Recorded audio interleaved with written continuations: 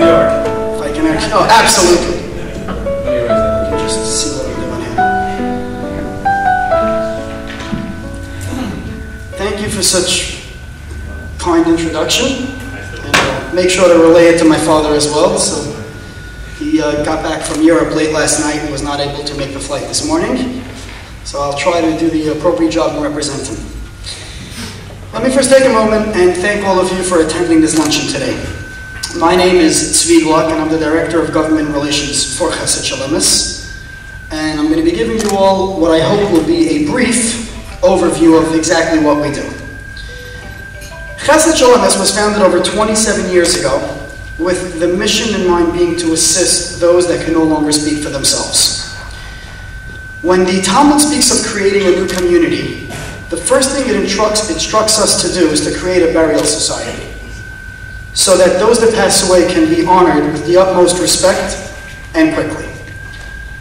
Jewish law requires that one must be returned to the Creator as a complete being, and as quickly as humanly possible. In simple terms, Jewish law prohibits autopsies whenever possible. With this being said, we understand the need for putting away murderers and for ensuring that no epidemics claim additional lives. So we also realize that in cases of homicide and public health outbreaks, autopsies are necessary. Even in those cases, there are many things that are required by Jewish law to do, such as making sure that everything that gets used during the autopsy gets washed appropriately, and any materials and artifacts get buried, and that we have rabbis present at the postmortem as well. Chesed Shel Emes over the years has grown into a national and even an international organization, responding to over 1,000 calls a year for help. This help varies from helping families cope through the process, explaining to them how the process works, how to deal with, undertakers, death certificates, hospitals, and really anything that they may need help with when they're completely lost. Everything that we try to do to help the families is to make sure that we can pay the most proper respect as required by Jewish law for the loved one that passed away. We have over the years and continue to build relationships with hospitals so that we can be notified as soon as one passes away, and we then send in our volunteers and have them say the appropriate prayers and work on setting up the final arrangements for them. To date, we have over 500 volunteers working with us, and we do not have any paid office staff. Everybody involved in this organization does it completely as a volunteer. We are privileged in many places that we work, and we see now in South Florida as well, to have relationships with local medical examiners' offices, local police departments, and local fire departments, so that we can all work together to honor one's religious beliefs. Our work in reference to that ranges, again, from autopsy prevention, when possible, to expediting removals and paperwork so that we can get people buried in a timely manner, to expediting death certificates, and again, when needed, to be present at autopsies to make sure that it's done appropriately. There are many times that we get called for cases just simply to help locate a next of kin. This is something that we do with a network within the various local Jewish communities nationwide and even now in other parts of the world. Many other times we'll get called in by various agencies to help them with language barriers, sometimes Hebrew, sometimes Yiddish. And many times, especially with the elderly population, where we've seen this, at least I know in New York many times, authoritative figures sometimes scare off a lot of the Holocaust survivors in that generation, and they get concerned when someone passes away and they see police showing up in uniforms at their houses. What are you doing? What are you on? And we're able to help explain to the families how the system works, explain to the police what the reservation is, and try to get everyone on the same page. Once we get the call, depending on what the situation is, again, we have lots of different levels and stages of things that we do.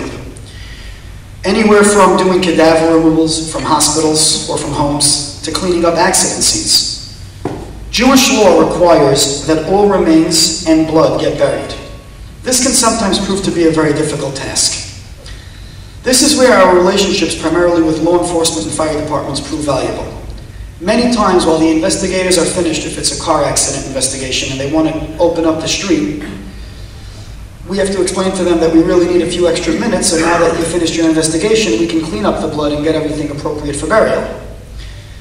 And thankfully, we have a great relationship where the understanding and the respect is mutual, and they understand that the need is based on a religious requirement, and we're able to do that. Many times we end up dealing with larger agencies, such as the NTSB and the FAA in reference to plane crashes or helicopter accidents, where again, we need to try to get permission, and a lot more difficult to try to clean up, a plane crash scene when they're still in the middle of their investigation.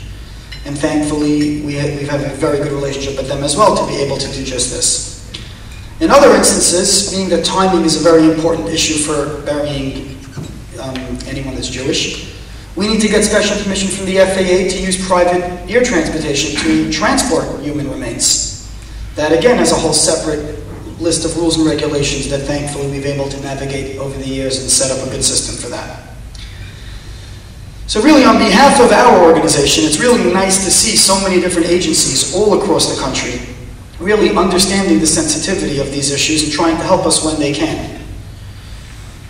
In over 250 cases a year, we have families that either have no money or where there's no family.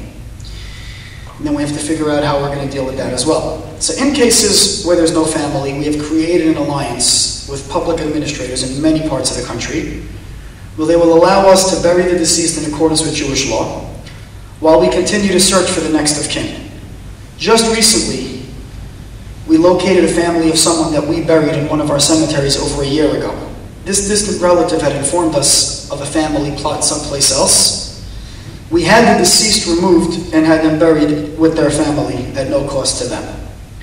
In cases when we have families contacting us that they don't have any money, we provide the burial plots, caskets, and everything else that is required at no cost to them. And this usually cost us about $3,500 per case.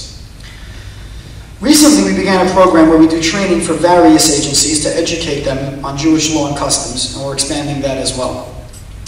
And I'm grateful to have been told that that has already started here, and I really appreciate everyone's understanding to this and willing to work together with us. We've also been involved over the years in drafting legislation throughout the United States to mirror the autopsy law which New York State has, and we've so far have different variations of this in over 20 states. Now, I'm proud to say that my father, may live and be well, was actually the front runner in pushing for the New York State autopsy bill, based on a case up in Rockland County which sparked the entire law being created. In the late 1970s, early 1980s, and the law went into effect in 1983. Another thing is that having good relationships really is the key to everything. And obviously, since we started in New York and that's our strongest hold, that's where the relationships are going to be the greatest. But this is just to show you how good relationships really go a long way. Not too long ago, we were contacted by the Burial Society in Montreal in regards to what they considered to be a lot of autopsies being conducted in what they felt might not be necessary, and in cases that many parts of the United States would not be conducting them. The Deputy Chief Medical Examiner of New York came with us to Montreal, and we had a meeting with the local coroners and officials there in Montreal, and he explained it from the medical examiner's perspective of what he looks for, what he doesn't look for, when he can look past certain things, where the law lies, where the obligations lie. And that meeting actually yielded some very, very positive results. To this day, we know that since that meeting happened, there have been over 10 autopsies that normally would have been performed in that locale and have been prevented. But as I said before, all of what we do would not be at all possible without the mutual respect and cooperation of the local authorities in whichever locale we're in. And we appreciate the fact that all of you attended here today to come to this luncheon, to realize that this is what is important for us and for you, both as a community here locally and for the greater good. I really hope and pray that the services of Chesed Shel Emes will not be needed, but in case we are needed, we are happy to have so many working partners and to state that we are available in whatever it is that you may feel we can help you with. I really want to end by thanking our founder and president, Rabbi Mark Rosenberg, as well as our vice president who joined us here today. and really for guiding us and leading us in everything that we do and continue to do. And I thank you all for your time. May God bless you and keep all of you and your family safe. Thank you.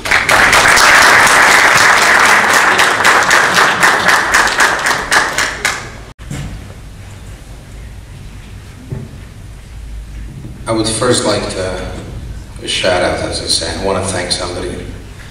It's probably not going to like that I do this, but I would like to thank the Chief Secretary, Leslie, for, I said it down there, and I promised I'm going to say it up here.